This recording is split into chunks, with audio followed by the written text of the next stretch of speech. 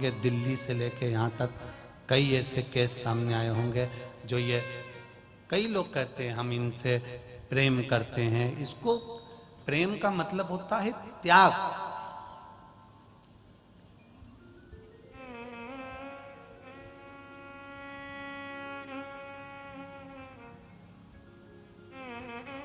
जब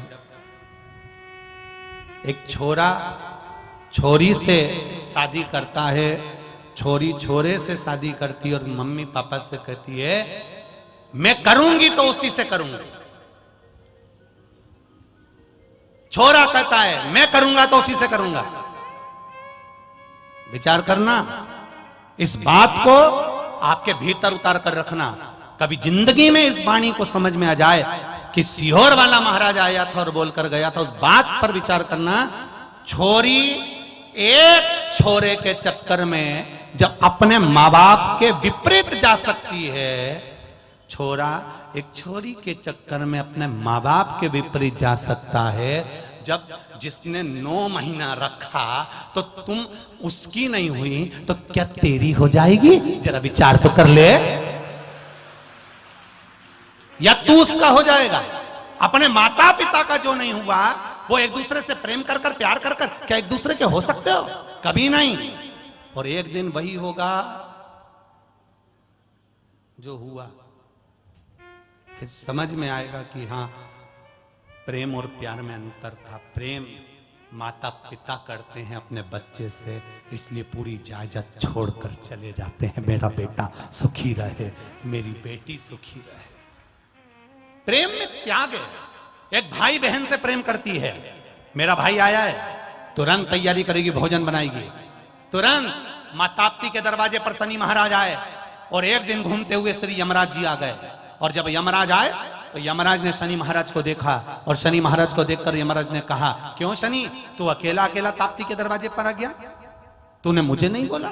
शनि ने कहा, भैया मुझे जीजी की याद आ रही थी, मुझे बहन की याद आ रही थी, इसलिए मैं ताप्ती से मिलने के लिए आ गया था।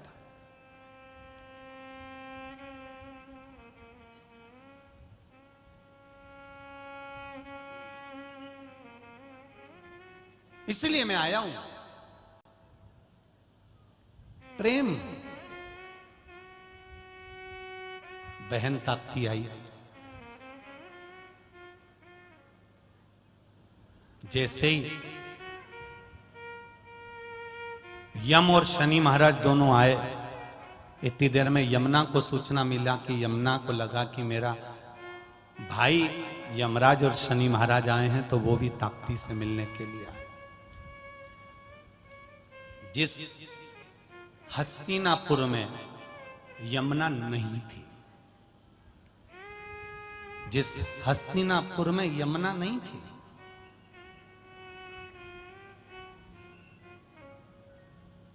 जैसे ही शनि महाराज और यमराज आए और ताप्ती ने देखा, भैया आप दोनों बात कर रहे थे, इतनी देर में यमुना जी का आगमन हो गया। यमुना ने कहा, ताप्ती तूने दोनों भाइयों को बुलाया, मुझे नहीं बुलाया। अब प्रेम में समर्पण किसको कहते हैं, प्रेम में त्याग किसको कहते हैं? ये माता ताप्ती, यमराज, शनि महाराज और यमुना की कथा का स्मरण करिएगा, भाई बहनों की कथा का स्मरण करिएगा।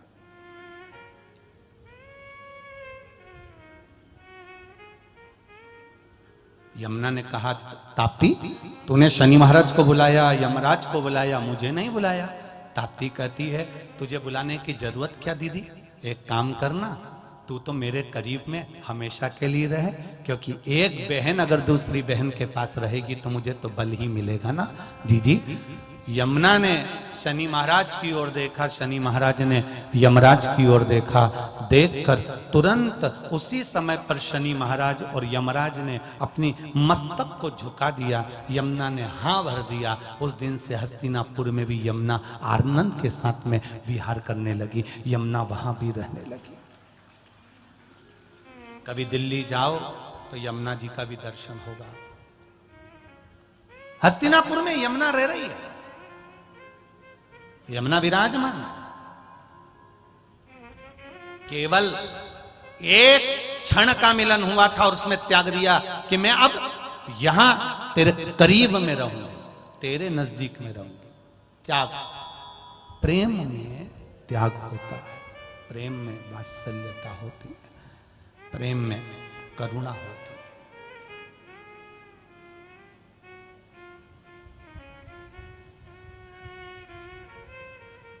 है। जो अपने माँ बाप का नहीं होता वो दुनिया में फिर किसी का, जम के बोलो जरा, नहीं होता। माता पिता के अनुसार अगर रहोगे तो जीवन का एक सुख आपको अपने आप प्राप्त हो जाए, अपने आप। समय आया जब ताप्ती मैया का गर्भ ठहरा,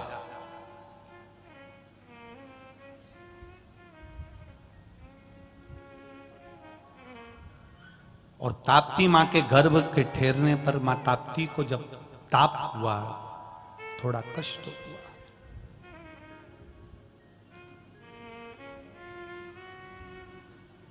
यमुना जी को याद किया, यमुना जी आकर खड़ी हुई। ताप्ती, तुझे कष्ट है? यमुना, हाँ।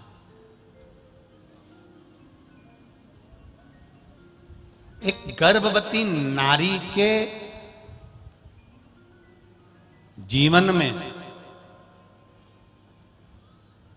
जब बच्चे को जन्म देती है नारी, बच्चे को जब जन्म देती है तब उस नारी का दूसरा जन्म होता है, दूसरा जन्म।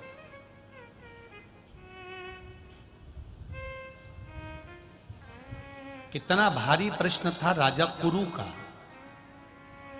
ताप्ती माता के गर्भ से जिस बच्चे ने जन्म लिया था राजा कुरु ने, जिससे कुरु वंश हुआ था, उस कुरु ने बड़े होकर अपनी माता से सबसे पहला प्रश्न करा था।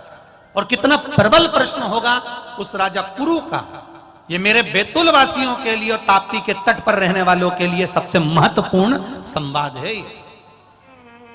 जो माता ताप्ती के तट पर रहते हैं, उन ताप्ती माता के तट पर रहने वालों के लिए सबसे बड़ा संवाद है कि माता ताप्ती से के पुत्र कुरु ने पूछ लिया था, मां जब बच्चा जन्म लेता है माता के गर्भ से तो वो मस्तक के बल गर्भ से बाहर क्यों आता है? जरा विचार करिएगा। साधारण सा प्रश्न नहीं है जिसको छोड़ दिया जाए। ये जितने भी कथा माता ताप्ती की आप लोगों को कही है, ये ताप्ती पुराण में नहीं मिलेगी। ये ताप्ती महत्व जो आप लोगों ने सुना है शिव महापुराण के माध्यम से, ये संपूर्ण ब्रह्मांड के लिए, संपूर्ण विश्व के लिए। और इस कथा को कोई थोड़े बहुत लोग नहीं सुन रहा है, पूरा विश्व सुन रहा है। आस्था चैनल पर, फेसबुक, यूट्यूब पर पूरा विश्व इस कथा को सुन रहा है, ताप्ती के महत्व को जान रहा है कि मां यमुना की बहन ताप्ती का भाव क्या है। राजा कुरु ने मां ताप्ती के गर्भ से जन्म लेने वाले बच्चे ने माता ताप्ती से प्रश्न किया, मां जन्म लेने वाला बच्चा पांव के बल, हाथ के बल माता के गर्भ से प्रविष्ट नहीं होता। हमारा शास्त्र कहता है मां जन्म लेने वाला बच्चा मस्तक के बल पर बाहर आता है। उसका कारण क्या है?